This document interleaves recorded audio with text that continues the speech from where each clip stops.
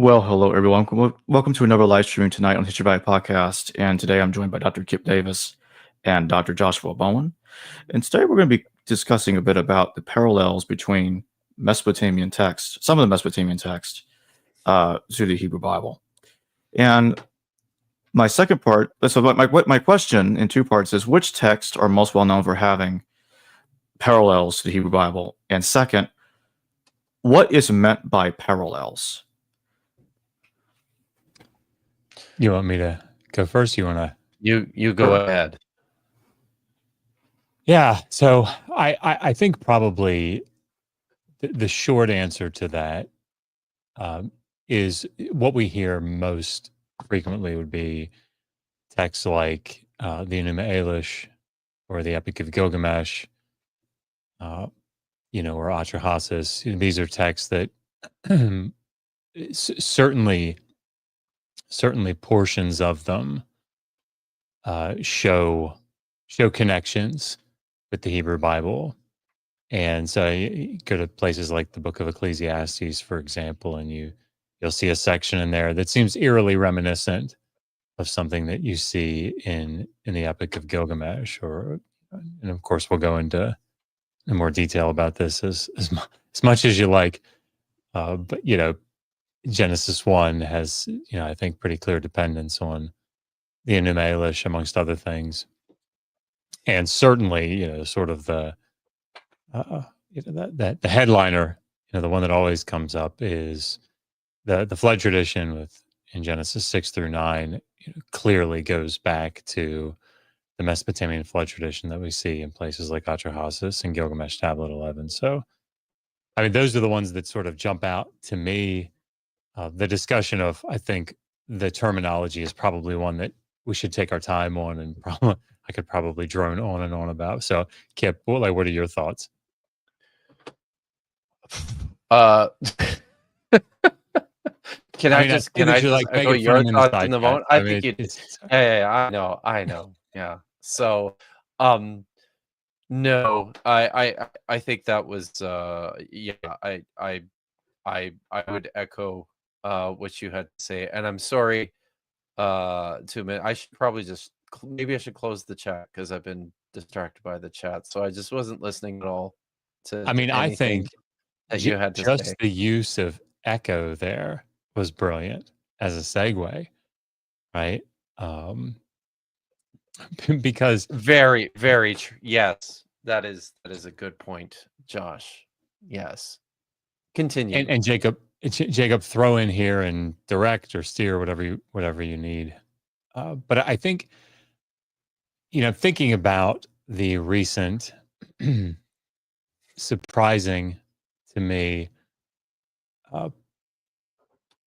popularity of this discussion that took place between Billy Carson and Wes Huff. Mm-hmm. And,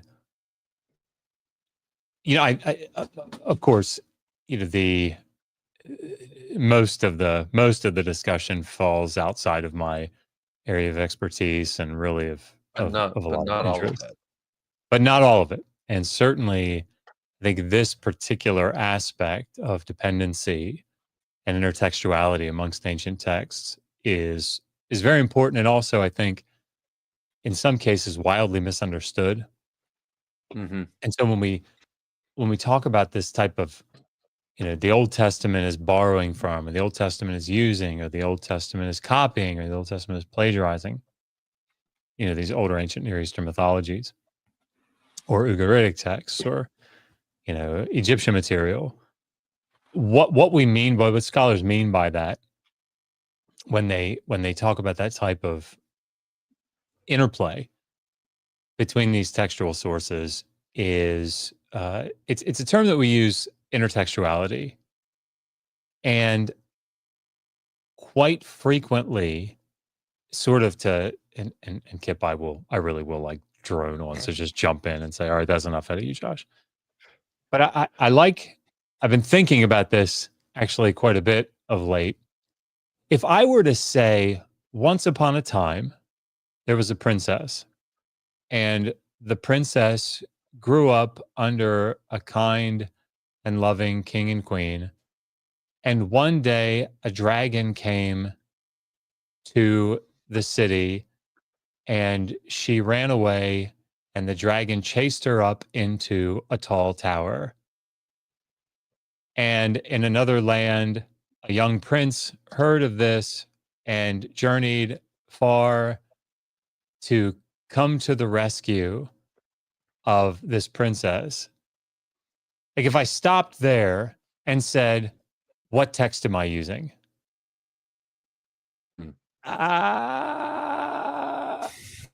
You know, like, you could hear some elements of like what Sleeping Beauty, maybe, but you're not really thinking about a particular story. What you're thinking about are these themes, and you're thinking about a genre of text, and the genre of text is fairy tale, right? Now, what if I continued the story and said, when the prince arrived, he became so terrified of the dragon that he soiled himself. And the princess tied bed sheets together and rappelled out of the tower. And on her way down, grabbed the prince's sword and slayed the dragon. And she became the most powerful ruler in all of the kingdom's history. There's a change in genre here, right? And there's something that shifted. There's something that's different, because when you hear this once upon a time, princess, tower, dragon, prince coming, you know where the story's going. You have an anticipated path that you're expecting. Mm. And when it changes, when there's a shift, that's what you pay attention to. That's what's jolting. That's what draws you in.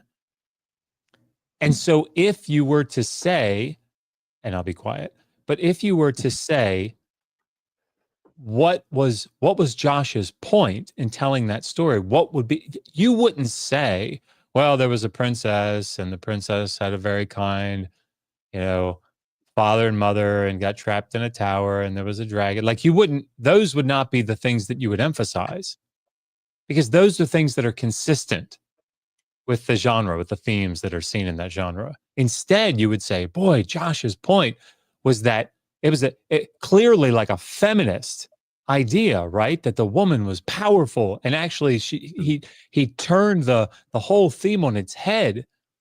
And boy, that's what you would focus in on. And I think that's a really good example of places on the spectrum that you can see texts interacting with one another. So there are some times where it's very clear the story that's being utilized, and we can talk about examples of that from outside of the Bible in the ancient Near East. You can see how they do it, and from inside the Bible. But I think the principle that we need to camp on here, and then I will be quiet, is that texts do things when they interact with one another. And when a writer or a group of writers are clearly utilizing a well-known genre full of themes, or on one end of the spectrum, or they're using a very specific story, you can't push back on this dependency by saying, well, I mean, look, the story's so different. Look, the princess is the hero, the heroine. She's the one that wins. This is nothing like these earlier stories, right? There is no connection to them. That's not how that works, right? It's the differences that become the point of what the rest. So it depends on the audience understanding and recognizing that genre of text. Yeah. We did Josh and I did a video about this topic. I don't know, was that 3 years ago now? It was at least 2. It was at least 2 years ago. It might have been 3 years ago now. They'll just kind of blend together after a while. And we were supposed to do a second video on this and never got around to it for reasons I won't get into. But when illustrating what's going on with ancient literature. What we did for the first one, and I'll talk a little bit about what our plan was for the second one. But in the first video, we talked about, because Josh and I are both children of the 80s. We grew up on Seinfeld. So this is invariably where our minds work. But there was an episode. It was a multi-part episode of Seinfeld, and I'm gonna get the name of it wrong offhand now, but it was in the episode. Elaine started dating a baseball player for the Yankees by the name of Keith Hernandez, and that's a real guy. I'm told. I'm a Canadian, so I don't know anything about baseball. I'm told that's Keith a real guy. Hernandez. Yes. Sorry, go ahead. But there was it turns out that was it Newman or was it Kramer hated? No, it was Kramer hated. They both hated Keith Hernandez. Yeah. Both of them, because they were convinced that in coming out from a game like sometime before, Keith Hernandez had spit on them after Newman called him pretty boy. And so it was this whole part of this plot discussing and examining this incident of the spitting, Keith Hernandez spitting on Newman or on Kramer.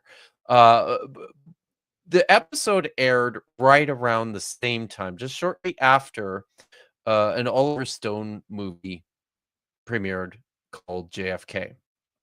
And in this movie, Oliver Stone tells the fictional story, very, very loosely based on actual events or history, of the theories regarding the second shooter on the grassy knoll for when John Kennedy was assassinated in Dallas. And the way that they construct this episode in Seinfeld is hilarious, because they pattern this investigation of the spitting by Keith Hernandez on Kramer they do it in the framework of this movie. They use the same music. They use the same kind of old-timey 60s camera footage when they're recalling the incident. At one point, they're discussing what happened, and Jerry is like playing the part of what's that guy's name? Kevin. Is it Kevin Costner who plays the lawyer? I think. Jerry Seinfeld is taking the role of lawyer. The Kevin Costner character in mapping out what he thinks happened, and comes to the conclusion that there had to have been a second spitter, right? This is the whole point of it. But there are these rich layers of this episode that make it hilarious, but you only understand them if you've watched the Oliver Stone film. And what makes it even more funny and more interesting, in my opinion, is that the actor who played Newman, his name is Wayne Knight, also was in the film in JFK, and in one of the court scenes, they have some members of the court come and take the places of where JFK and his Secret Service bodyguard would have been sitting in the Cadillac in the motorcade. And to the astute observer, not to everyone, but someone who obsesses over these sorts of things, you will notice that Wayne Knight playing Newman is in the exact same position in the Seinfeld episode as he is in the film JFK. Now, I tell that story, and that's an illustration that Josh and I brought up to make the point that I think Josh was also just alluding to before, that like there's all sorts of different ways to think about parallels between texts in the ancient world, and sometimes there's the sorts of things that may not always be obvious on a casual observation, but we really need to bear in mind that the ancient readers who were immersed in this literature are going to hear things, and they're going to see things within the text that spark these kinds of recollections, just even instinctively, in the same way that Josh and I found it hilarious in the Seinfeld episodes, relative to the JFK film. The only reason for that is because we already knew the movie. And if you don't know the movie in the first place, you're probably going to miss all the jokes. Everything that is intended to land never will. And I think often we hear this from Christian apologists, especially skeptics, about these sorts of relationships that maybe we're grasping at straws, or maybe we're looking and seeing parallels where there aren't actually any, or they'll count them up, and then they'll look at. I've seen this recently where someone might go through two stories, count the parallels, count the differences, and then draw a conclusion based on what's the same and what's different in a story. And that's just missing the point. Sometimes those differences are incredibly meaningful. Sometimes it's those differences that indicate to us that, oh yeah, absolutely, this is something that the writer had in mind while he was crafting this particular text, or this particular story. And some of those things, and then Jacob, I'll, if you want to go a different direction, we definitely can. But like some of those things that scholars look at when they're trying to ascertain, how if and how a text is utilizing another, are things that sort of the probability of them being replicated is very low. And a good example again from Seinfeld is if my daughter went into school and said, that sandwich was awesome, it was really sponge worthy. If you were trying to get to the bottom of what she meant by it and what relation that had to the Seinfeld episode, The Sponge, when Elaine talks about, she's this type of birth control has gone off the market and it's her favorite type of birth control, and she doesn't want to waste any of the very few sponges that she has left. She ranks man in her mind. Is he sponge worthy or not? Right? Is he worth using a sponge on? Well, if you abstract it can carry this idea of like, is this person or thing or whatever worth what I'll have to pay? Right? And so if you walk that up the ladder of abstraction and then bring it back down somewhere else, you could say that about anything, right? You're like, computer's kind of expensive. But let me tell you, it is sponge worthy, right?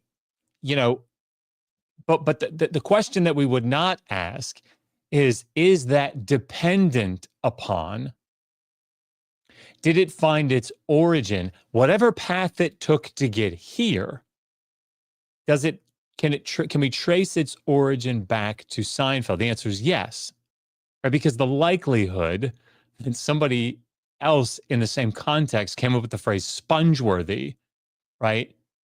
Particularly within 2 decades or 3 decades of this show, and it's still showing great popularity, those chances seem kind of slim.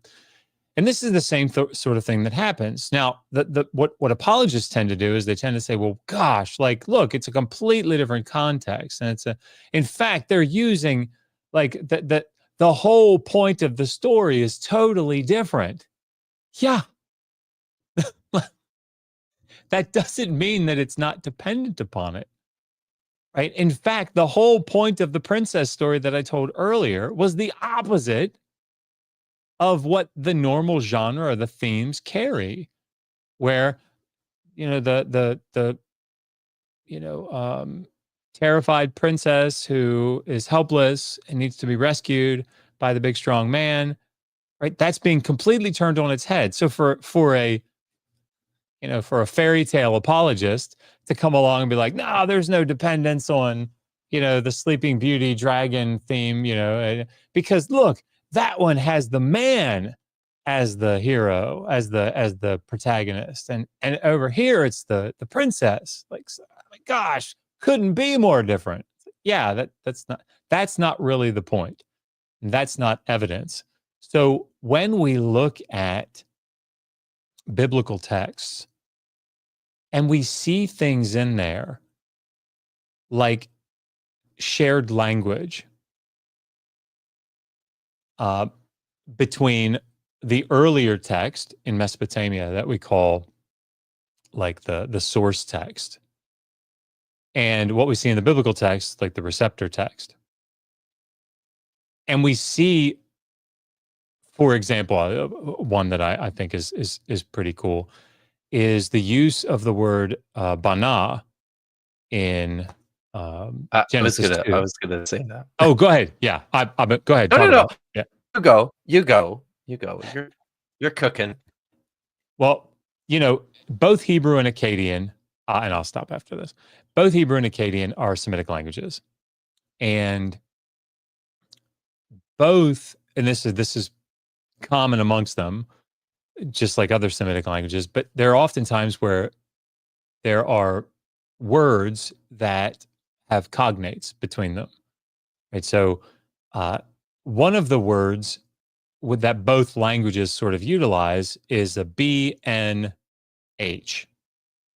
bana. In Akkadian, it's banum, because the H dropped out and it lengthened. And anyway, but those are both built on a B, an N, and a weak H letter. And when you read it in Hebrew, Yahweh Elohim is taking the rib from the man and building a woman. And it's weird when you read it, because you're like, I mean, I've seen bara to create. I've seen asa to make. I've seen yatsar to form. But this is a one-off. Like there's another one in Amos where it's maybe used in a similar way. But I mean, this is really, really rare, this usage. It's kind of jarring, like when you see it. It's jarring. And however, when you go look at Akkadian anthropogonic texts, texts that talk about the creation of mankind, there are lots of different examples where mankind is banumed, right? They're built. And it shows up in Atrahasis, it shows up in I'm not going to be able to pull them off the top of my head.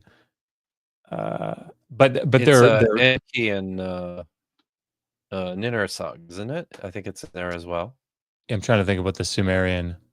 Maybe just do 3, but we're in that's probably too much when I bring in the Sumerian. But the point is that it's used very commonly enough, right, in context of the creation of man in these creation contexts. That I think I said context like 9 times in those 2 sentences, and yet it's used in this creation context of mankind where it's a one-off. It just doesn't happen.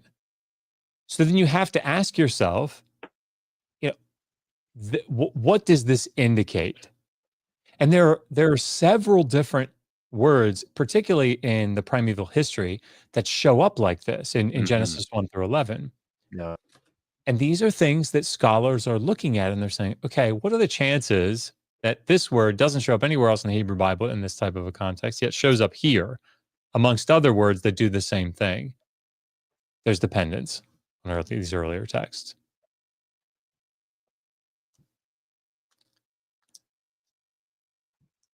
Billy Carson has said that there's like a word for word agreement between the Book of Genesis, and I think he was either comparing it to the Epic of Gilgamesh or the Enuma Elish, one of them. Can't remember Enuma what he was Elish. saying.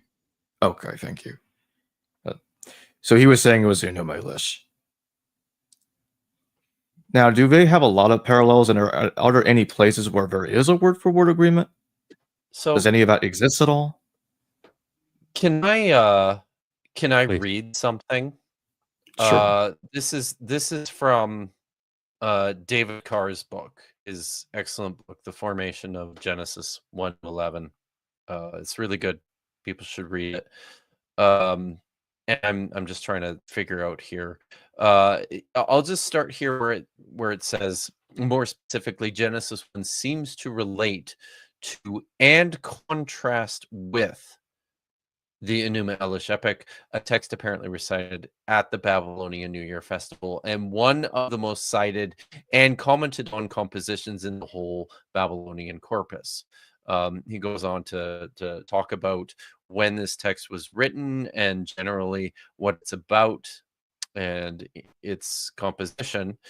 And then when he moves on to talk about its relationship to Genesis, then he says this: the focus of many elements in Genesis 1 on demonstrating God's power through God's sovereign control over creation resembles the focus of the Enuma Elish epic in demonstrating Marduk's absolute supremacy through his creative and other powers. In addition, the description of God's creation of the cosmos in Genesis 1 features many of the same elements that occur in the description of, that sounded weird, didn't it? That occur in the description of Marduk's creation of the cosmos. Marduk's splitting of the upper and lower oceans through erecting a roof made of Tiamat's carcass. His organization of the world waters. His creation of the heavenly bodies and placement of them in the water-free space, and his role in creation of humanity, instigating that creation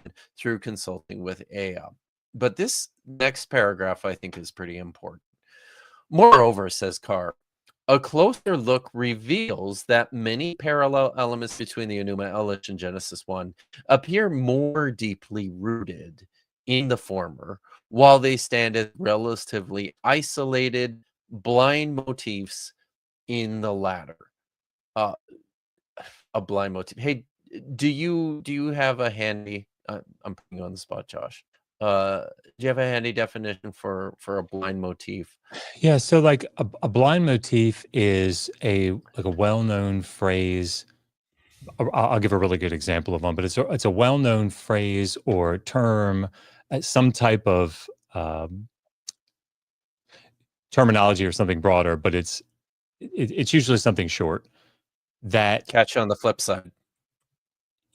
Yeah, that could do it, but the key to it is that if I were to say, well, I did it earlier when I said that sandwich was really sponge-worthy. That's kind of, it's not exactly the same, but it's utilizing a phrase, trying to like wedge it in a way that doesn't really work with the surrounding context. And so I'll give the example, but it's specifically because when it's repeated, it doesn't fit into the new context, that it's really strong evidence that they're trying to shove that in there to let the listener or the reader know, hey, I'm referring back to this thing that you know from this earlier text, and I've got to get it in here. Like, you know, if like if you were to make a Die Hard 46 movie, right? And somehow you'd have to work in yippee-ki-yay, motherfucker. Like you'd have to do that. Even if it was totally out of context, it didn't work, it would be clear that you've got to get it worked in there. And I'll give this example and then I'll turn it back over to you, but so that it's clear. That there's an Akkadian text called the Anzu myth. And the Anzu myth is about a battle between Ninurta, the good strong deity, and the Anzu bird, the bad strong deity. And without going into the details, one of the lines that shows up several times in that text is the gods tell Ninurta, go, conquer wicked Anzu, let the wind bear his feathers back to the gods to report to them the glad tidings or whatever. But it's this, let the wind bear his feathers, which makes sense, right? Because that's what happens with feathers and wind. Yeah. In the Enuma Elish, which consensus scholarship agrees is riffing or reworking the Anzu myth, one of the things that really stands out is when Marduk is being encouraged to go and kill Tiamat. It says, kill wicked Tiamat, let the wind bear her blood back to the gods. Super weird. Well, I mean, like, Selena Wisnum has made I think in 2019, she wrote an article where she tried to make some sense of that. Like, well, blood could be, but that's not really, I don't think that's the point. I think the point is they're trying to work in this part of the Anzu myth that like makes it, it's like a key literary fixture. It's part of how the text divides up, working it into the Enuma Elish. And the way that they did it is like, all right, well, like it doesn't have feathers because it's not a bird. But like, yeah, let the wind bear up her blood. That's a blind motif because it doesn't fit in very well, but they're clearly utilizing it from the earlier source text. I don't know if that was good or not, but I'll be quiet now. No, sorry. I think that's helpful to get people tuned into the nomenclature here. So Carr makes this statement that there are some of these isolated blind motifs within the book of Genesis coming out from the Enuma Elish. For example, he says, Genesis 1, verses 6 to 7 resembles Marduk's separation of oceans in the Enuma Elish, where Marduk separates the upper and lower seas with a heavenly roof made out of Tiamat's carcass. Yet in contrast to the Enuma Elish, we never hear what this roof in Genesis 1 to 6 is made of. In this sense, sorry guys, I have to cough here for a second, sorry. I've been talking all day, so you'll forgive me. So that's what happens when you're super famous, Kipp. No, whatever. So we never hear what this roof in Genesis 1, 6 to 8 is made of. In this sense, the heavenly plate of Genesis 1 is a blind motif, likely taken from the Enuma Elish, where the corpse roof theme marked both the defeat of Marduk's foe and the outset of creation. So what he's getting at here is that within the story in the book of Genesis, when God separates the waters from the waters and the space in between he calls the rakia, or the firmament, it's this plate that does not, there's no other explanation or description of what it's made of or its purpose. Carr's suggestion here is that this, and because of the close relationship between everything else that's happening around this in these two stories, he's suggesting, well, this is something that survives from this story in the Enuma Elish, where Marduk fashions this plate out of Tiamat's carcass. But of course, all that is now missing in the Genesis 1 story, and it's just you're kind of left hanging on this question. Well, what is the Rakia, right?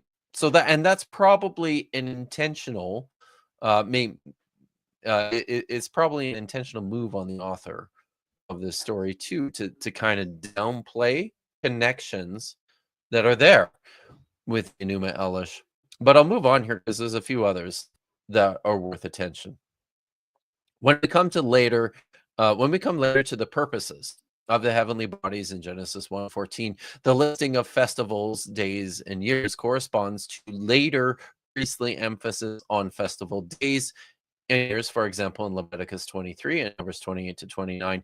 And importantly, this story in Genesis chapter 1, scholars agree, for the most part, was written by the so-called priestly author.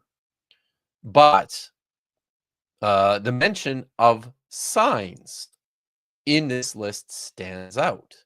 This latter motif may have its original home in the Enuma Elish, where Marduk sets the stars in the heavens to provide heavenly signs used in astral divination, so important to Babylonian literate culture. Such astral divination, though, has no place in priestly ideology. And so this mention of signs in 114 represents another blind motif in the text, faintly reflecting its precursor in the Enuma Elish text, but soon discarded as Genesis 1 proceeds to its report of God's execution of God's intention in 116 to 18, where the stars are barely mentioned and the focus is exclusively on how the sun and moon distinguish day and night. And then finally, there is the strange mention of God's creation of great sea monsters in Genesis 1:21. Monsters not mentioned in God's initial creation order in chapter 1, verse 20. And importantly, it's important to notice this. These monsters are not reproducing according to their kind.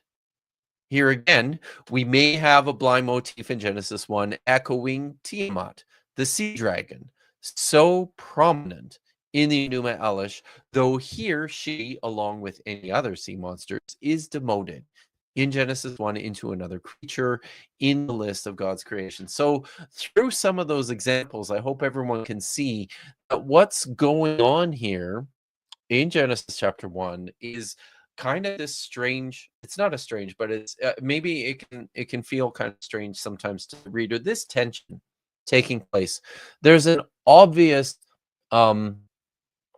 debt that the story in the priestly account owes to the Enuma Elish, but then there are these moments within the story where it's stepping out and stepping back from that and leaving some of these points hanging in an effort to distance from some of the points being made in the Enuma Elish. But you'll notice here, these would be things that, you know, a Christian apologist might look at and go, well, look, that's different from what's in the Enuma Elish, right? Like the sun and the moon and the stars in the Genesis story are not important at all, but they are really important in the Enuma Elish as signs of divination.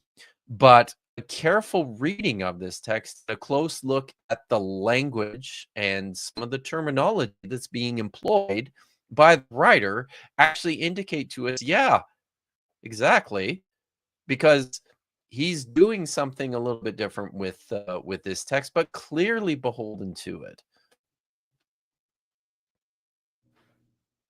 And Jacob, I think, yeah, I mean, Kipp's like driven the point home. To answer it, I guess, like sort of simply, no, there aren't places where it's, and I think, like I've spoken to Billy. Whoops, sorry, I forgot the question. I've spoken to Billy about this and privately, and yeah, I mean, like, I think he's well aware, at least at this point. But I think he was aware when he said it.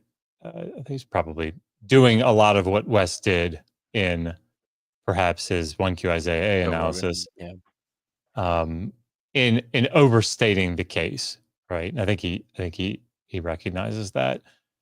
So it's not a question of it being word for word, nor would that be to any degree, I think, meaningful to its ancient audience to reproduce a text like that. Yep. You don't quite do it like that. And if I could go back very briefly to the Anzu myth, the Anzu myth is the story about how you have a god that does something wrong, becomes incredibly powerful, and threatens the entire world order. And like the good gods have to try to figure out how to defeat the bad, big bad god. This is a very common thing that you see in ancient Mesopotamian texts, right? Common enough. And in this case, several like minor deities are approached. Hey, go fight the Anzu bird. They say, no way. He's got the Tablet of Destinies, which means he can control reality. And like, there's no way I can defeat him. And ultimately, Ninorta is convinced by his mother to go and fight the Anzu bird. And when he does, he fails. There's this big fight. He tries to shoot him with an arrow, and the Anzu bird holds up the Tablet of Destinies and says, "Arrow, go back to your thicket." And the arrow turns around and goes away because he's got the reality stone, right? He's got the Tablet of Destinies. I don't know, is the reality stone the one that does that? I don't remember. But anyway, one of the ones on that gauntlet or glove or whatever the hell it was. Anyway, so in order for Ninorta to beat the Anzu bird, Ea has to help him trick the Anzu bird. So that's how he wins, through tricking him. He doesn't defeat him just through his power, through his strength, because the Anzu bird's super strong, and he's got the Tablet of Destiny. So like, he can't beat him. Now, if you read that story, or even just listen to my summary of it, and then go read the Enuma Elish, you'll be like, hot damn. The Enuma Elish is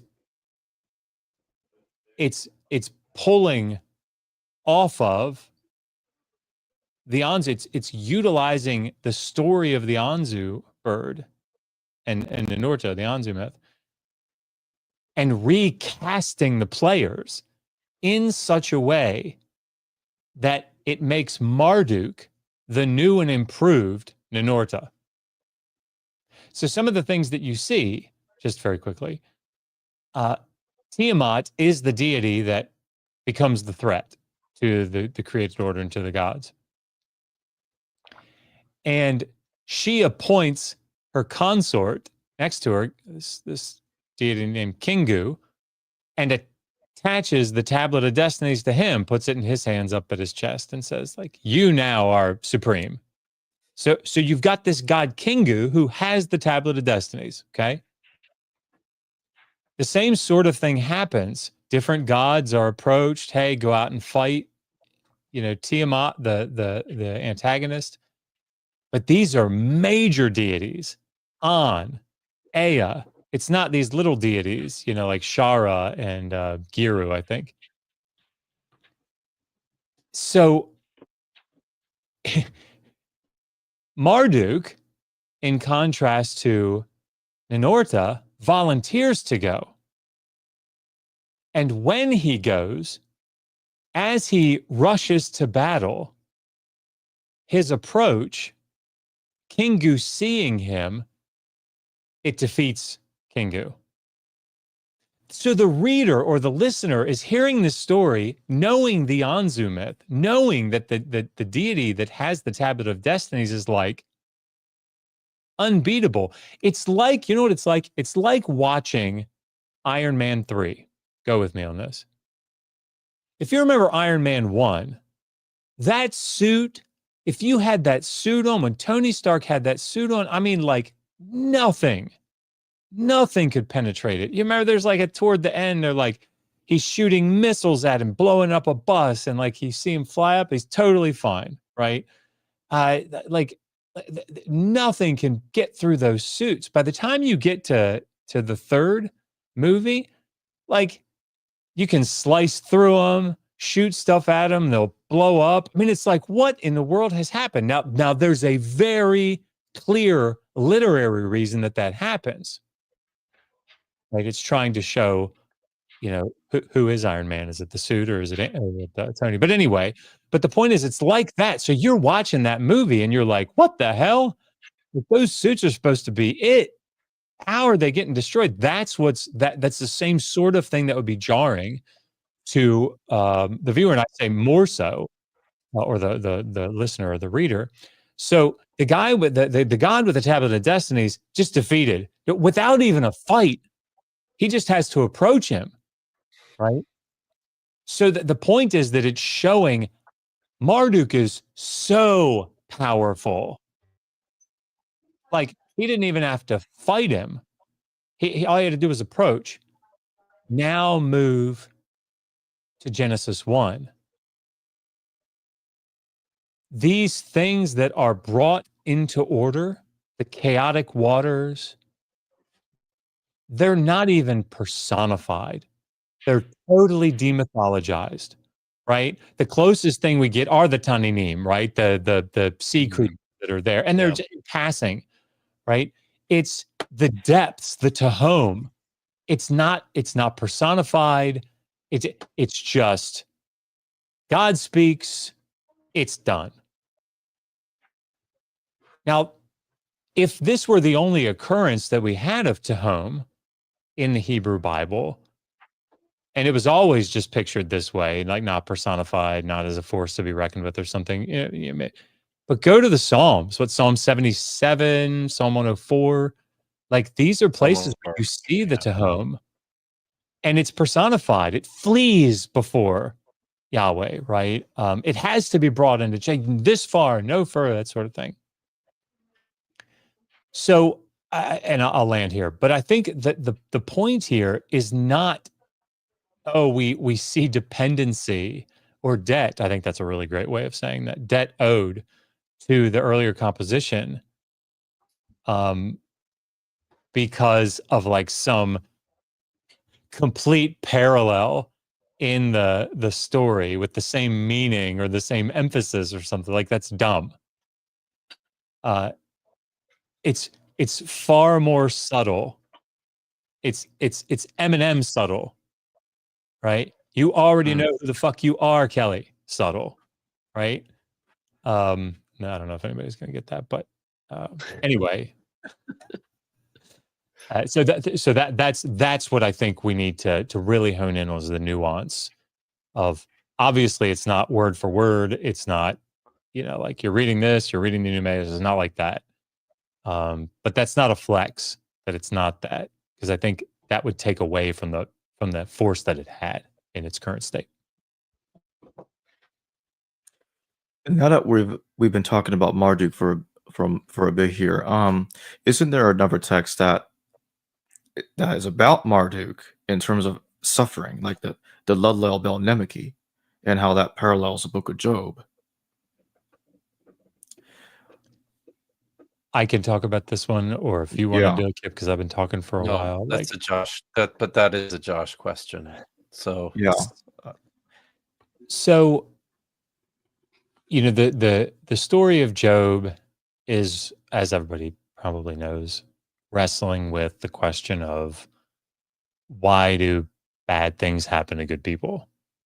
And good people in this context is those that fear the gods or fear God, fear their God, right? Their protective deity. This is not a new question to the Hebrew Bible.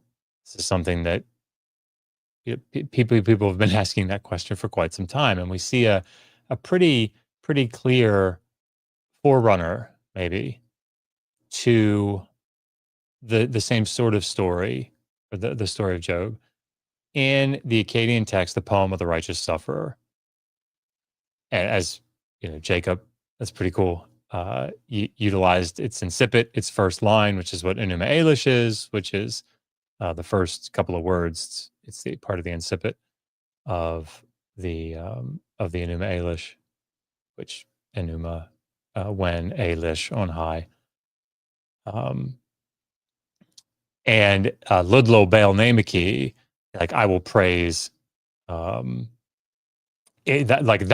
phrase Ludlo Baal Namaki is like this Lord of Wisdom, I'll praise the Lord of Wisdom, is the first line of this text. And so it's the poem of the righteous sufferer. And, we don't have to go into like all the details of it here, because it's been probably 2 years since I've read it, but so I don't know that I'd be able to recall it. By the way, this is a really good example during that Wes Huff, Billy Carson debate. Say, can you summarize the Enuma Elish? That Billy's inability to like do that on the fly wasn't really the flex, I think, that everybody thought it was, or like the mic drop moment.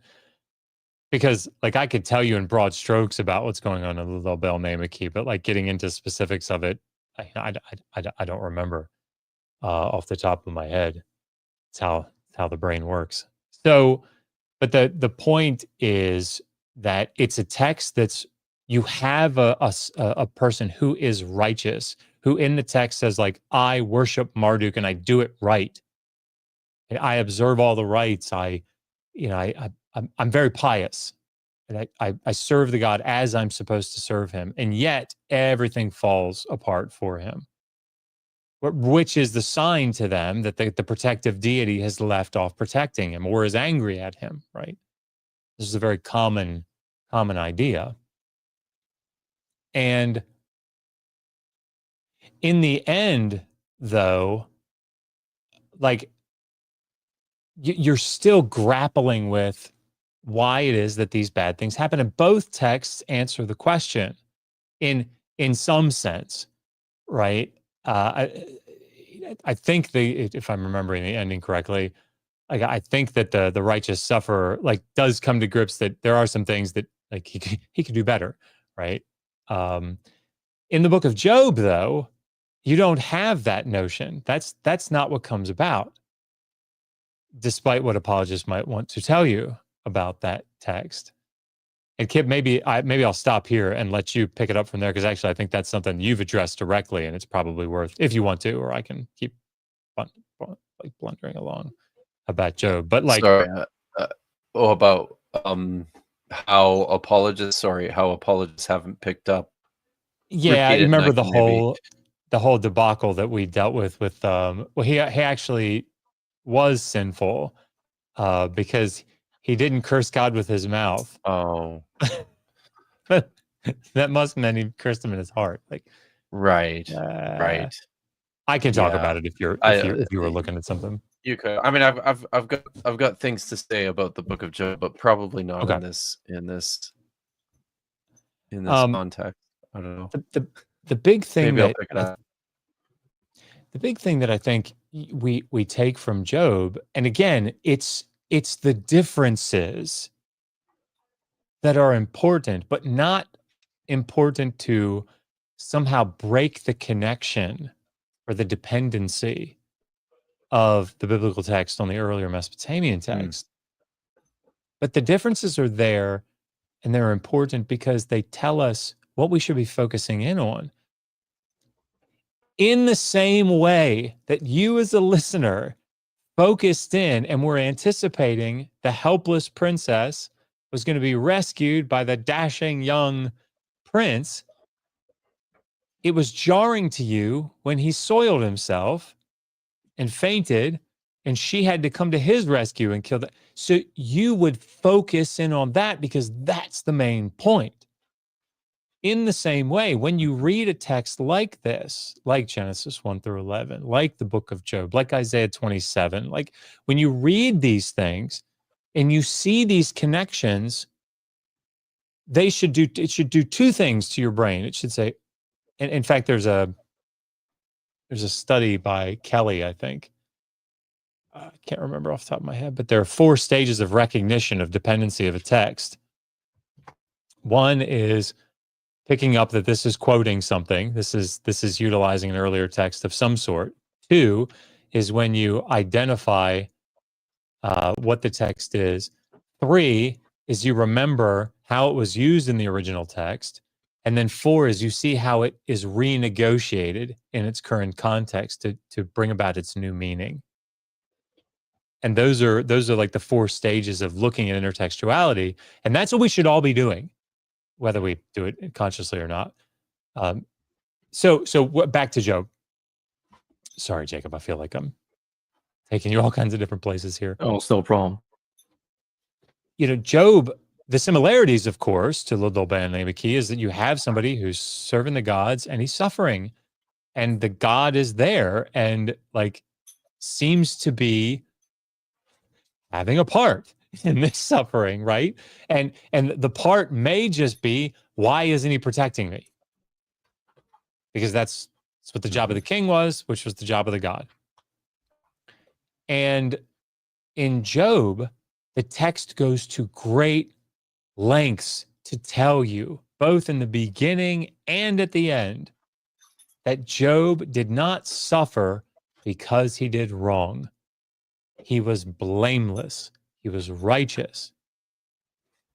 And the reason that he suffered, like we shouldn't be looking for like some wording that indicates, reading between the lines, that he actually did sin in his heart or something. Come on. It's wrestling with the question, why do bad things happen to good people? And the answer is, God is so powerful, you may not know. And trust him, right? Like, who are you to question the Almighty? And like, it's obviously a very poetic text, and it's jam-packed full of nuances that we could, like, it's not my area of expertise, but it's those distinctions that are the things that the reader is supposed to hone in on. And the reason that they do hone in on them is because they recognize the connection with the earlier text or with the earlier genre. And this has to be taken, I'll land here. This has to be taken when we talk about intertextuality. You have to take this on a case by case by case by case basis. There is no one size fits all. Even in Genesis 1 through 11, you don't have this, clear dependence. If there's clear dependence, like we think that the scribe, the priestly writer, is actually thinking about the flood story in Atrahasis or in Gilgamesh Tablet 11. Therefore, the writer of Genesis 3 or Genesis 2 and 3 must be thinking of a myth specifically, and we need to go find that myth, about the Garden of Eden. Like, that's not how this works. There is, it's a spectrum, it's a scale. Mm-hmm. And just like in anything in life, like, this is how we function. I wrote, as an example, I'm writing a Hebrew grammar. I'm writing in the Learn to Read Ancient Languages series that we've got. I'm learning Learn to Read Ancient Hebrew, and I've started writing I finished the 7th chapter today. Holy crap, you're a machine! But I'm starting to write the additional exercises for the appendices, and one of them is just going to be a whole bunch of like short stories or stories that the reader is going to be familiar with, but translated into biblical Hebrew. And so I start off talking about, there was a wicked king who ruled in a big city, and all of his people served him, but they didn't love him. And outside of the city, there was a family that lived. They were very poor, but they were happy. He was a shepherd. And the story talks about how they go to the city, and one of the servants of the king turns him into a sheep, and the man and his family end up taking the sheep back to their house, and he learns the error of his ways, and he changes back into a human, and then he's super nice to everybody. Now, if you guys are familiar with Disney, it's The Emperor's New Groove. If you've seen that movie, is it exactly the same? No, because in my story, it's God that changes him into a sheep, right?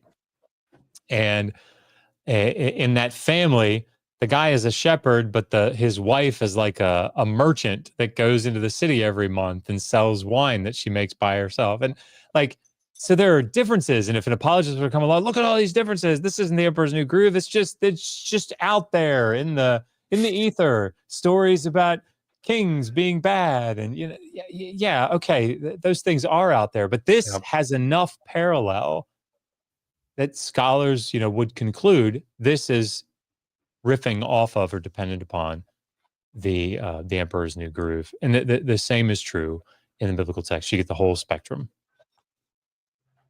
And sometimes these are like they're really hard to find, right? You have to dig, you have to look, you have to see. Like I'll give you another example. For a long time, scholars have recognized the correspondence on some level between the genealogy in Genesis chapter 5 with the Sumerian kings list, just on the basis of the fact that all of these people live for extraordinarily long periods of time. For a long time, though, I think scholars, everyone kind of struggled a little bit to see exactly what the point was or where this relationship took place, because none of the names are the same, none of the numbers appear to be the same. So a few years back, let's see if I can get the name of the guy here. Oh shoot, right. I use endnotes on this document. Rats. So a number of years ago, a scholar looked at these texts.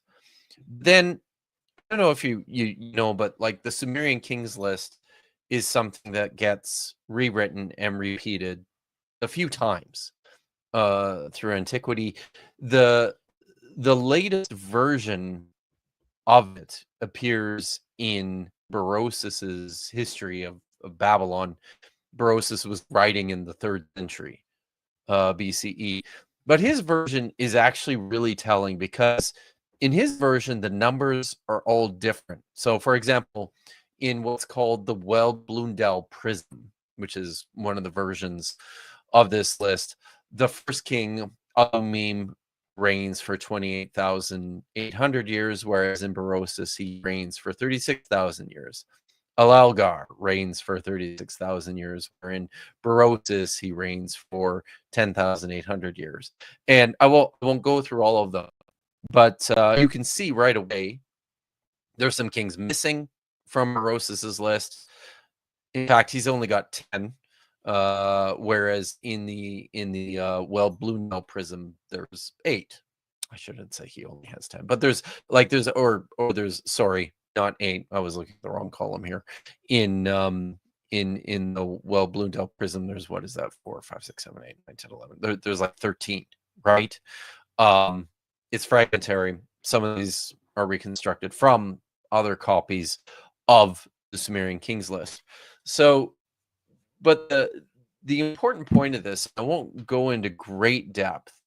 Something that scholars did notice at the outset is that both Berosus's, both the Sumerian kings list and the Genesis 5 genealogy were based on, like, the numbers in there were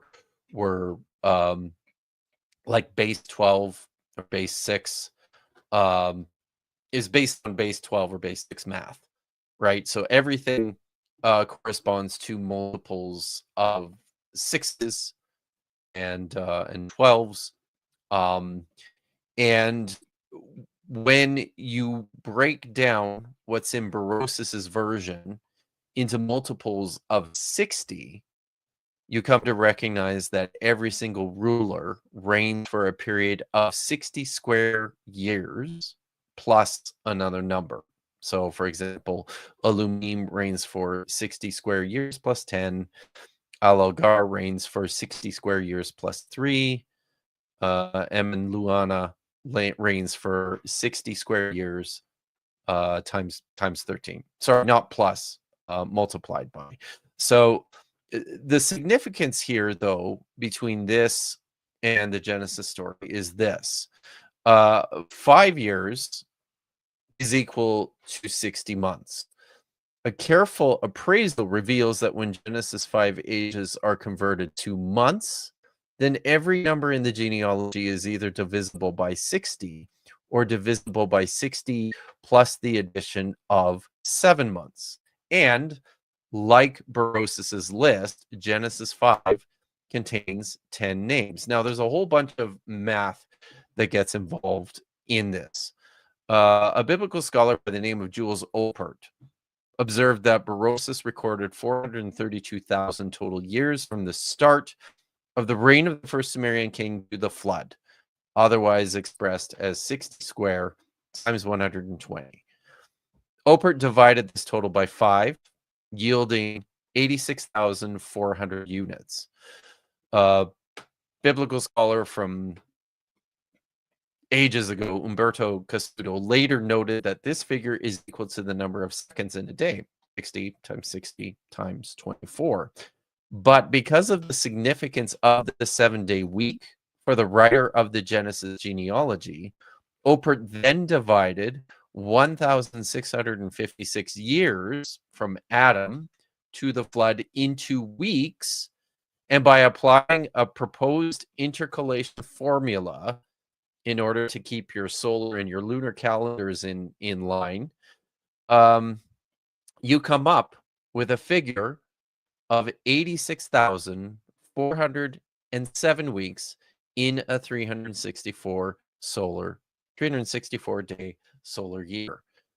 So this basically aligns with Berosus's total 5-year units, but plus the very highly significant number of 7.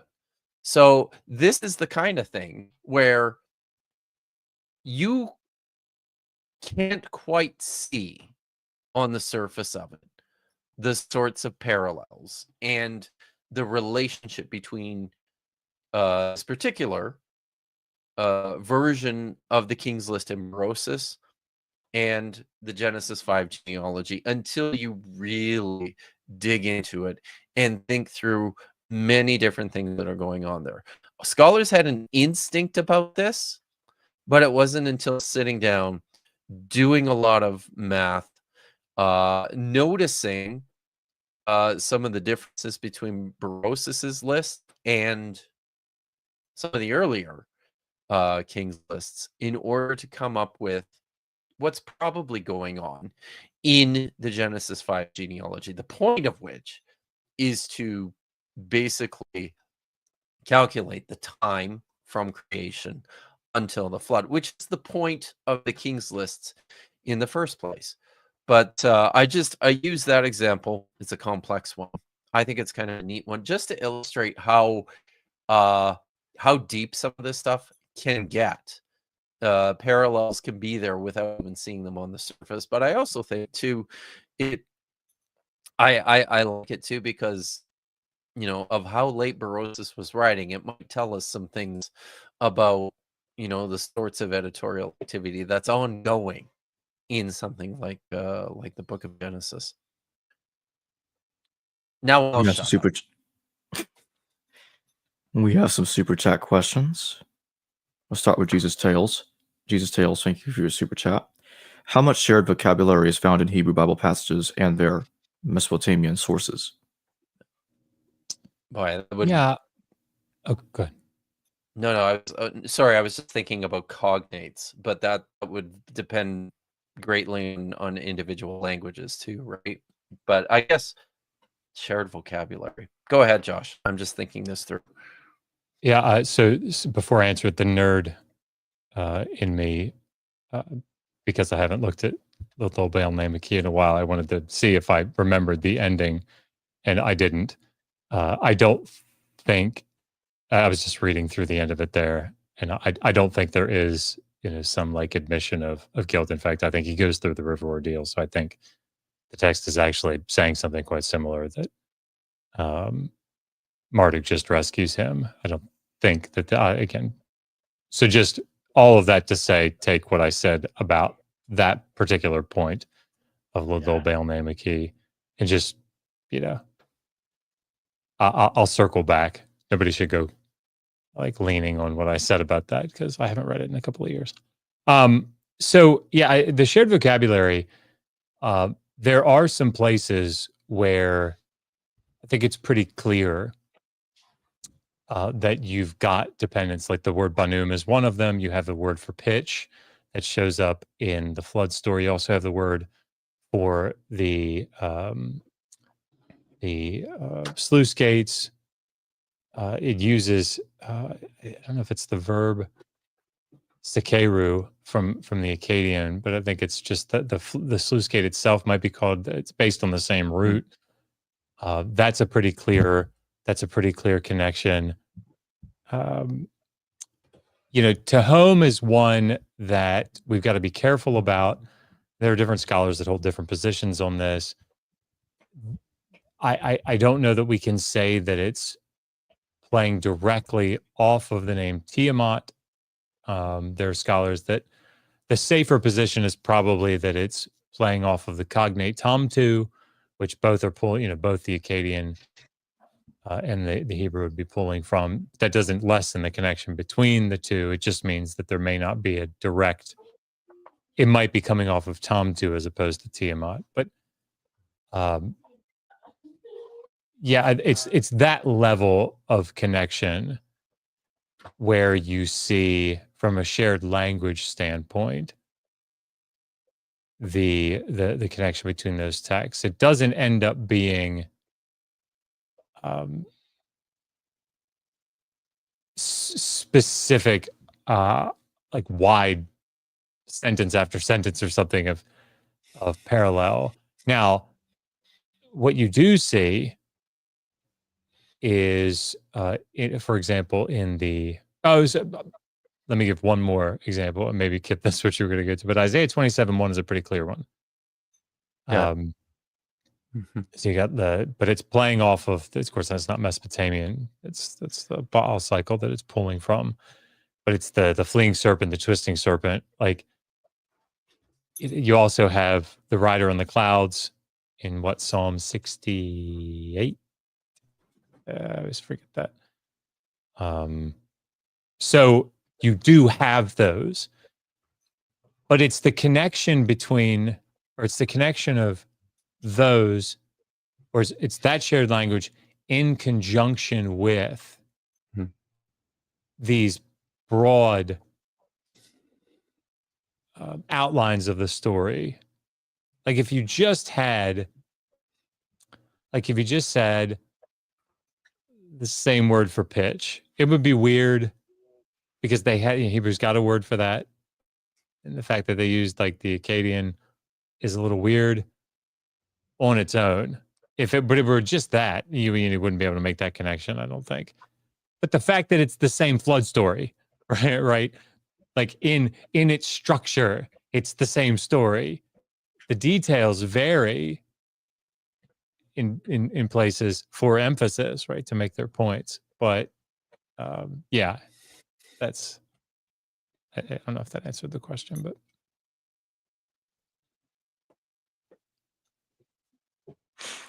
Red Shrek, thank you for your super chat. How do the elephantine text play into these parallels? Well, I would say that they probably do not. I mean, I don't know. I don't know the Elephantine collection extensively. I know it a little bit, but since most of the literature there is most of it's epistolary. There's some other things. There's a lot of documentary texts in there as well. These documents tend to be addressing. There's not a lot of literature in the Elephantine stuff. I think they found Achikar in the Elephantine collection, and so there's a copy of Achikar that has some of its own interesting parallels with some texts in the Hebrew Bible. I won't get into those, but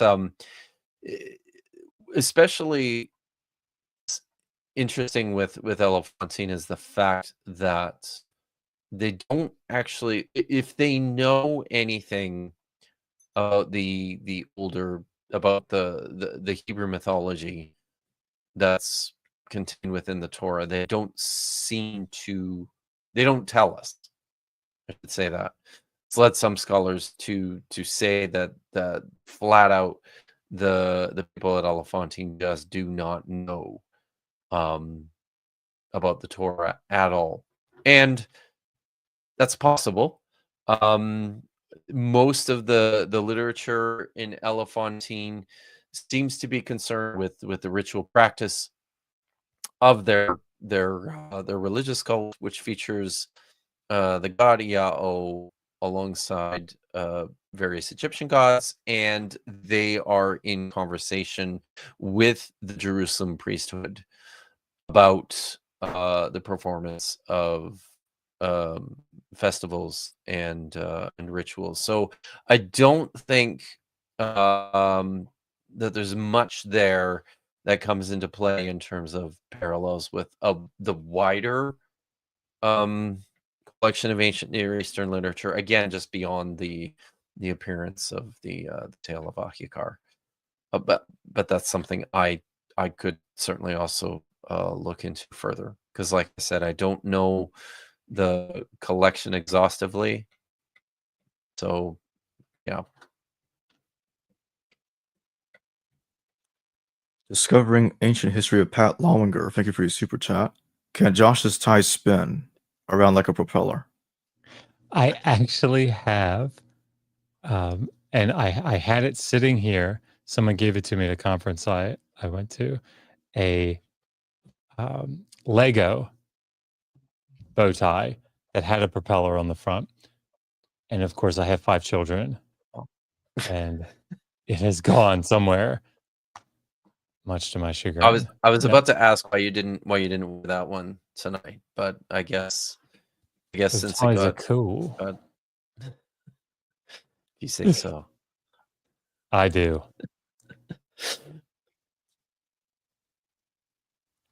Hangfa Shi, thank you for your super chat. In the Poetic Edda in Odin's Hall, Valhalla, there are 540 doors, and on the day of Ragnarok, 800 warriors pass to engage the anti-gods in combat.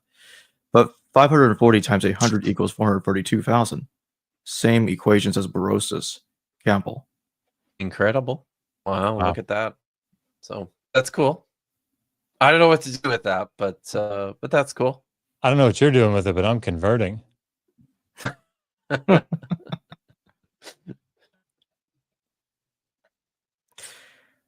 Hang Fan Shi, thank you for another super chat. Is there a connection between the combat myth Tiamat Tehom and the roots of baptism? Ooh. That's an interesting one. Yeah. And I have to kind of think that through. Yeah, I don't know. Yeah. I mean, as I understand it, sorry, were you going to say something, Josh? Just something very, very simplistic. I thought the emphasis on baptism was the washing aspect, but yeah, sorry, much more than that. I don't think I could. Go ahead, Kipp. I think I would say, I mean, it's worth some exploration, because I think like baptism has its roots in like ritual purification in wider Judaism. We know a lot about ritual purification from the Dead Sea Scrolls. That's most commonly where the relationship is seen within the Christian text. As far as I'm aware, it becomes symbolic, certainly for Paul, of like the death to the self and your what do you call it? I not your resurrection, but your death to the self. You're burying the old self and you're coming out as a new creature, as a new creation. It's an outward So sign of inward change. That's what it is, Kipp. there you go. Thanks. So I think, like, I would say my instinct is that there's no direct connection. On the basis of my understanding of the theology of baptism, and then just my understanding of ritual purification, which it just has to do with ensuring your fitness to present yourself before the deity. So I would need to see something that makes the figure Tiamat, or some of these early stories featuring Tehom in the Hebrew Bible. I would need to some sort of connection between those motifs and the idea of ensuring your fitness or your suitability for presentation before the deity before I could get on board with that. And I don't know this stuff offhand. I'm just suggesting to you that that's where I would look. But my suspicion is that probably not. I want to ask about Marduk real quick. Did Marduk is he completely just based on Ninurta, or was he originally a perhaps a minor Sumerian sun god that kind of got conflated with Ninurta at a later stage? No, so Marduk is the deity of the city of Babylon, and or he's associated with Babylon, and we get him all the way back in the old Babylonian period. Earlier, I'd have to look. So it's not that they're saying that there was no like he's a straight syncretism or something. Although there obviously is syncretism in the Enuma Elish. That's what the 50 names, a lot of what the 50 names are about, or at least just some of the 50 names. But it's not that he's like coming to. He's been there. It's just the text is showing how he goes from not the leader of the gods to being like the head of the gods of the pantheon. And so I don't think there's I don't think necessarily the point is Ninurta becomes him or something like that. It's just it's used in the same way that I don't know if we were all really big fans of the WWF back in the 80s. And not me. No, not at all. And I came into the ring wearing like war paint and ribbons tied around my massive biceps that I have, right? And then I did a warrior press with one hand, right? In fact, I'm so strong that all I have to do is look at the guy and he goes up in the air. I don't even have to touch him, right? It would be, I'm not the ultimate warrior, but I'm doing things that remind you, of that character. And then when I do the thing that he was sort of known for doing, I'm so strong that I only need one hand or maybe even no hands to do it. It's sort of like that, if that makes sense. My analogies are so weird. Oh, they are really weird. You know what was happening in my chat today, Josh? On my stream. The good people in the chat on my stream today were thinking of appropriate wrestling finishing moves for you, me, Dan McClellan, Bart Ehrman, and Bart Ehrman's was the Final Testament. But I remember that one. Oh, and Dan's was an eye gouge called "Let's See It."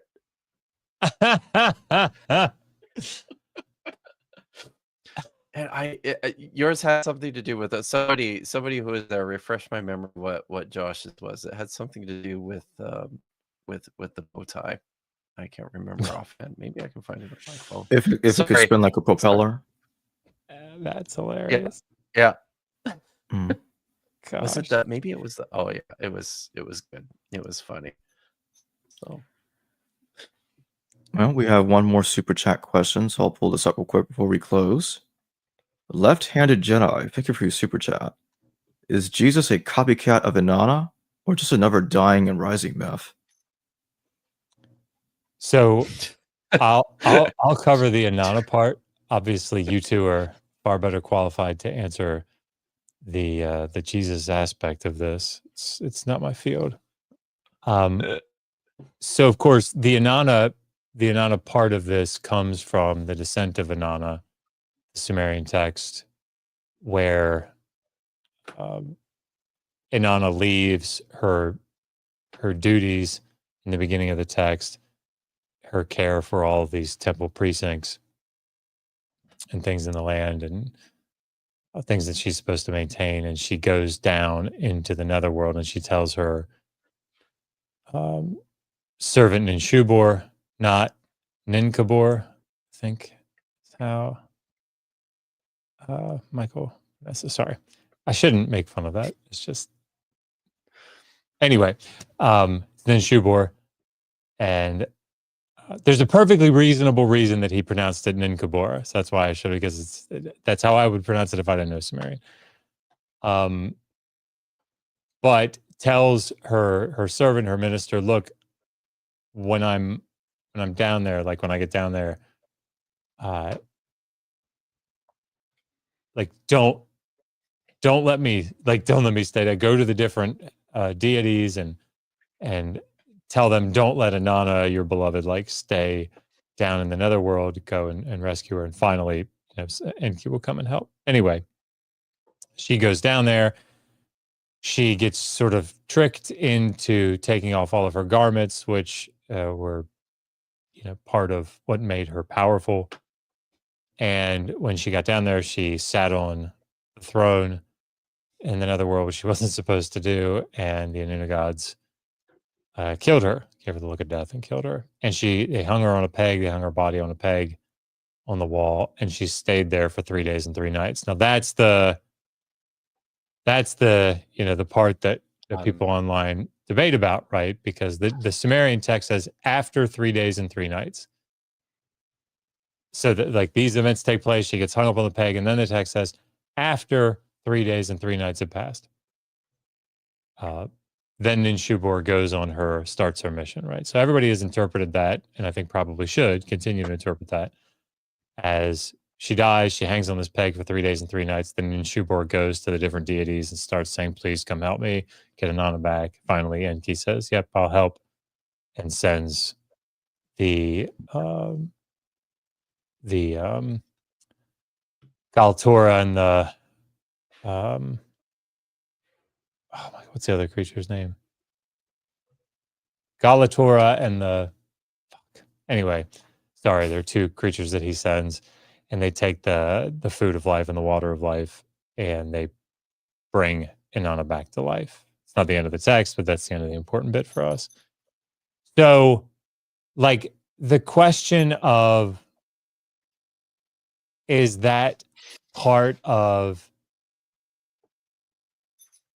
which I tend to think, part of the theme that's sort of part of ancient Near Eastern thought or mythology where you have, in the same way that like a princess getting captured by a dragon and being held up in a castle to be rescued, but like that, are we thinking about a particular story there? Are we just sort of thinking about like a motif? Motif's probably not the right word there, but like a theme. I tend to think the latter there, but yeah, you'd have to ask questions like if it's more directly borrowing from, which I think would be intended by the word copy here, from Inanna's descent, you'd have to establish some sort of at least potential connection of transmission, how it is that it could be available to the gospel author or the gospel writer, or where the gospel writer like picked up that tradition from. Not that that's impossible. I don't know that we can just posit that, I guess, but we've left my area of expertise, so please go ahead. It would be difficult. Oh, go ahead. No, I was just going to say on the second part of this question of whether or not is he just another dying and rising myth. I mean, I would say that the gospel constructions of the character Jesus are, these are in the basic sense dying and rising god myths, but I'm not going any farther than that, though. I mean, Kipp, I think if you look at Allegro's work, you can probably find a connection between the name Jesus and the name Inanna. Yeah, absolutely. I'm sure it's in there. You just have to, reconstruct the root on the basis of some text that we imagine might be in existence somewhere, and it'll work just fine. Yeah, no problem. Sorry, Jacob. Oh no, it's fine. I mean, I think you would have to imagine a gospel writer knowing cuneiform, and I don't buy that. That's number one. Number two, usually when I hear a mythicist bring up the parallels between Inanna and Jesus, they go to the ascension of Isaiah, and often they'll defer to a hypothetical ascension of Isaiah while rejecting Q at the same time. It's like they don't like hypothetical documents, yet they hypothesize a proto-ascension of Isaiah that has Jesus die in the firmament or heaven somewhere, in which we have no evidence for that. All versions of the ascension of Isaiah put Jesus on earth one way or the other. Okay, but they hypothesize a text that never does this. So that's kind of where that's going. They don't always do this, but very often the links are made with Jesus to Inanna using that text. Yeah, that's pretty much it there. Cool. Anyway, Dr. Kipp Davis and Dr. Joshua Bowen, thank you both for joining me today. And I think there was one more if you, but I don't know. One more super chat. I don't have an answer to this question. I don't know if Josh does. Oh yeah, I forgot about this one. Wave of Mutilation. Thank you for your super chat. What do the guests think of Hamlet's Mill? I don't know what that is. I could go either way on it.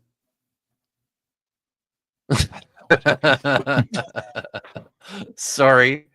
Wave of Mutilation. I am terribly uncultured. I apologize. Well, like I was just saying, like I was just saying a second ago, thank you both for joining me. I'll have the links to both Dr. Joshua Bowen's YouTube channel and Dr. Kipp Davis's YouTube channel in the description below and in the pinned comment. That being said, thank you everybody for watching, and thanks to those who super chatted their questions. This was fun. Thanks for having me on, Jacob. Yeah, this was fun. Me and Josh and his new beard with its own personality. Hello viewers, thanks for watching this video from the History Valley YouTube channel. Please don't forget to subscribe and hit the notification bell. And if any of you wish to further support this channel, please consider checking out this channel's Patreon page and becoming a patron. And or donate through PayPal or through Super Chat during your live stream. Thank you.